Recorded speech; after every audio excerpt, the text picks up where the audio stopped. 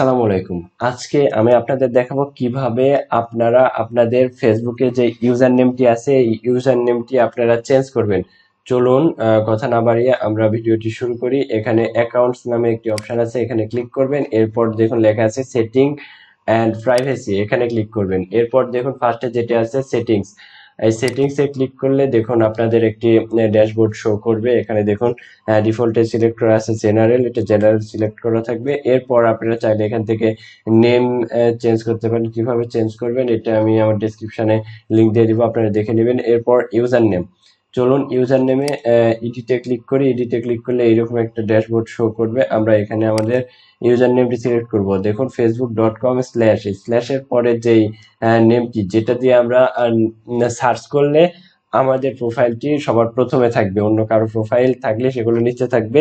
এই সার্চ রেজাল্টে প্রথমে আনার জন্য আমরা ইউজার নেম দিয়ে সার্চ করি।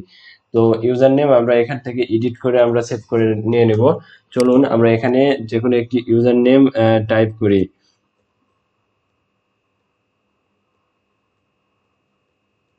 হ্যাঁ, আমরা এখানে ইউজার নেম টাইপ করেছি। দেখুন লেখা আছে ইউজার নেম ইজ অ্যাভেলেবল, তার মানে এটা আমি সেভ করতে পারবো। আমি এটা সেভ করব না, আমি এটা কেটে দেব। এরপর দেখি এটা user name is not available. আমি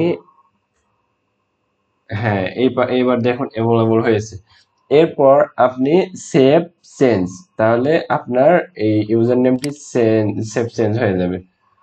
দেখুন এরপর আপনাদের এই পাসওয়ার্ডটি এখানে দিতে হবে। এরপর সাবমিট। দেখুন আমাদের ইউজার নেমটি খুব সহজেই আমরা চেঞ্জ করতে পারলাম। এরপর যখন আমরা আমাদের দেখুন এখানে ইউজার নেম চেঞ্জ হয়ে গেছে। যদি কেউ টেক রবিন আর কে লিখে সার্চ করে তাহলে আমার চ্যানেলটি সবার প্রথমে পাবে। চলুন আমরা আমাদের প্রোফাইলে গিয়ে দেখিয়ে দিই। প্রোফাইলে যাওয়ার পর দেখুন এখানে facebook.com/ এই যে আর কে না টেক রবিন আর কে, এটা সেভ হয়ে গেছে। সহজেই আমরা এভাবে ইউজার নেমটি চেঞ্জ করতে পারি। আশা করি বুঝতে পেরেছেন। তারপর সমস্যা হলে অবশ্যই কমেন্টে জানাবেন। আজকের জন্য এ পর্যন্তই। আল্লাহ হাফেজ।